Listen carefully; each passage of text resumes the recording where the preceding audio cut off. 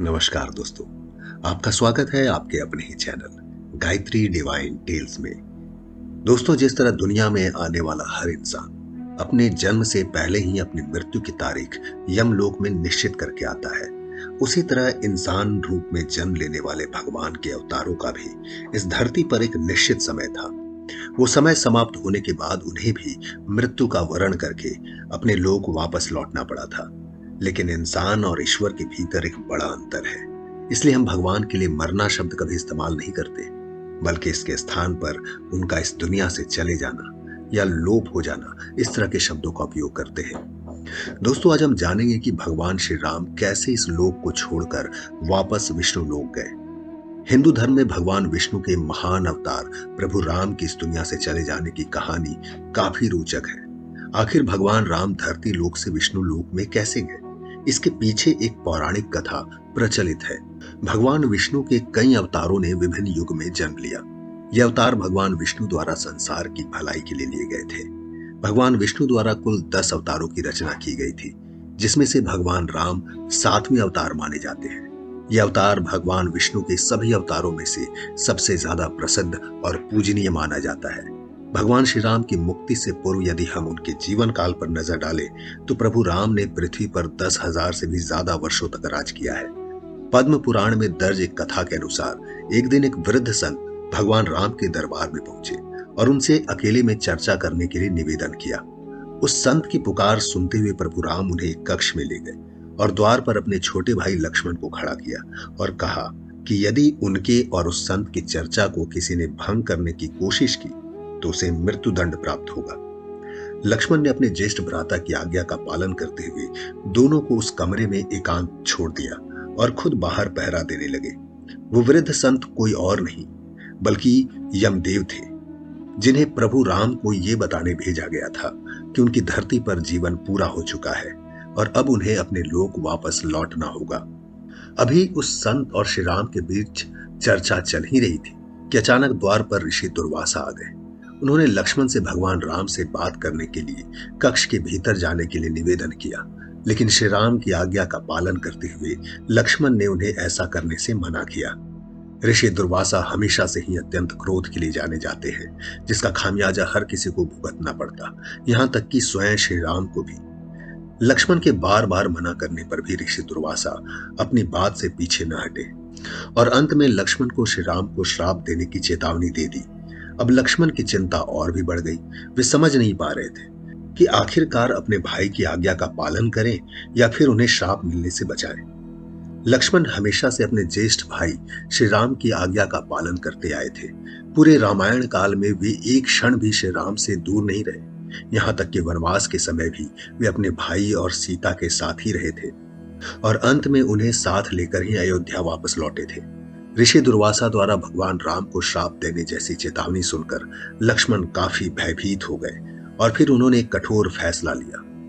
लक्ष्मण कभी नहीं चाहते थे कि उनके कारण उनके भाई को कोई किसी भी प्रकार की हानि पहुंचा सके, इसलिए उन्होंने अपनी बलि देने का फैसला किया। उन्होंने सोचा यदि वे ऋषि दुर्वासा को भीतर नहीं जाने देंगे तो उनके भाई को श्राप का सामना करना पड़ेगा, लेकिन यदि वे श्री राम की आज्ञा के विरुद्ध जाएंगे तो उन्हें मृत्यु दंड भुगतना होगा। यही लक्ष्मण ने सही समझा। वे आगे बढ़े और कमरे के भीतर चले गए। लक्ष्मण को चर्चा में बाधा डालते देख श्री राम ही धर्म संकट में पड़ गए। अब एक तरफ अपने फैसले से मजबूर थे और दूसरी तरफ भाई के प्यार से निस्सहाय थे। उस समय श्री राम ने अपने भाई को मृत्यु दंड देने के स्थान पर राज्य एवं देश से बाहर निकल जाने को कहा। उस युग में देश निकाला मिलना मृत्यु दंड के बराबर ही माना जाता था। लेकिन लक्ष्मण, जो कभी अपने भाई राम के बिना एक क्षण भी नहीं रह सकते थे, उन्होंने इस दुनिया को ही छोड़ने का निर्णय लिया। वे सरयू नदी के पास गए और संसार से मुक्ति पाने की इच्छा रखते हुए वे नदी के भीतर चले गए। इस तरह लक्ष्मण के जीवन का अंत हो गया और वे पृथ्वी लोक से दूसरे लोक में चले गए।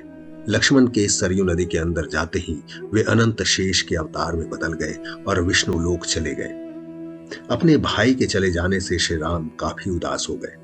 जिस तरह राम के बिना लक्ष्मण नहीं, ठीक उसी तरह लक्ष्मण के बिना राम का जीना भी प्रभु राम को उचित न लगा। उन्होंने भी इस लोक से चले जाने का विचार बनाया। तब प्रभु राम ने अपना राजपाट और पद अपने पुत्रों के साथ अपने भाई के पुत्रों को सौंप दिया और सरयू नदी की ओर चल दिए।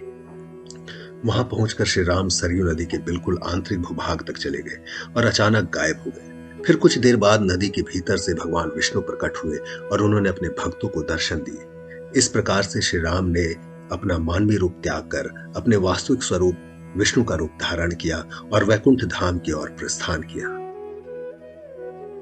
दोस्तों, सबसे बड़ा सवाल उठता है कि जिस समय ये सब हो रहा था उस वक्त हनुमान जी कहां थे। भगवान श्री राम के मृत्यु वरण में सबसे बड़ी बाधा उनके प्रिय भक्त हनुमान थे, क्योंकि हनुमान के होते हुए यम की इतनी हिम्मत नहीं थी कि वो राम के पास पहुंच सके। पर स्वयं श्री राम ने इसका हल निकाला। आइए जानते हैं कैसे। राम जान गए थे कि उनकी मृत्यु का समय हो गया है। वो जानते थे कि जो जन्म लेता है उसे मरना पड़ता है। यम को मुझ तक आने दो, मेरे स्वर्गिक धाम जाने का समय आ गया है, उन्होंने कहा। लेकिन मृत्यु देवता यम अयोध्या में घुसने से डरते थे, क्योंकि उनको राम के परम भक्त और उनके महल के मुख्य प्रहरी हनुमान से भय लगता था। यम के प्रवेश के लिए हनुमान को हटाना जरूरी था, इसलिए राम ने अपनी अंगूठी को महल के फर्श के एक छेद से गिरा दिया और हनुमान को इसे खोज कर लाने के लिए कहा। हनुमान ने स्वयं का स्वरूप छोटा करते हुए बिल्कुल भंवरे जैसे आकार बना लिया और केवल उस अंगूठी को ढूंढने के लिए छेद में प्रवेश कर गए। वो छेद केवल छेद नहीं था, बल्कि एक सुरंग का रास्ता था जो सांपों के नगर नागलोक तक जाता था। हनुमान नागों के राजा वासुकी से मिले और अपने आने का कारण बताया। वासुकी हनुमान को नागलोक के मध्य में ले गए, जहां अंगूठियों का पहाड़ जैसा ढेर लगा हुआ था। यहाँ आपको राम की अंगूठी अवश्य ही मिल जाएगी, वासुकी ने कहा। हनुमान सोच में पड़ गए। वो कैसे उसे ढूंढ पाएंगे? ये तो भूसे में सुई ढूंढने जैसा था। लेकिन सौभाग्य से जो पहली अंगूठी उन्होंने उठाई वो राम की अंगूठी थी। आश्चर्यजनक रूप से दूसरी भी अंगूठी जो उन्होंने उठाई वो भी राम की ही अंगूठी थी। वास्तव में वो सारी अंगूठी जो उस ढेर में थी सब एक ही जैसी थी। इसका क्या मतलब है? वो सोच में पड़ गए। वासुकी मुस्कुराए और बोले, जिस संसार में हम रहते हैं वो सृष्टि व विनाश के चक्र से गुजरती है। इस संसार के प्रत्येक सृष्टि चक्र को एक कल्प कहा जाता है। हर कल्प के 4 युग या 4 भाग होते हैं। दूसरे भाग या त्रेता युग में राम अयोध्या में जन्म लेते हैं। एक वानर इस अंगूठी का पीछा करता है और पृथ्वी पर राम की मृत्यु होती है। इसलिए ये सैकड़ों हजारों कल्पों से चली आ रही अंगूठियों का ढेर है। सभी अंगूठियां वास्तविक हैं। अंगूठियां गिरती रहीं और इनका ढेर बड़ा होता रहा। भविष्य के रामों की अंगूठियों के लिए भी यहाँ काफी जगह है। हनुमान जान गए कि उनका नागलोक में प्रवेश और अंगूठियों के पर्वत से साक्षात कोई आकस्मिक घटना नहीं थी। ये राम को उनके समझाने का मार्ग था। मृत्यु को आने से रोका नहीं जा सकेगा। राम मृत्यु को प्राप्त होंगे, संसार समाप्त होगा, लेकिन हमेशा की तरह संसार पुनः बनता है और राम भी पुनः जन्म लेंगे। आशा करता हूं दोस्तों ये कहानी आपको अच्छी लगी होगी। धन्यवाद।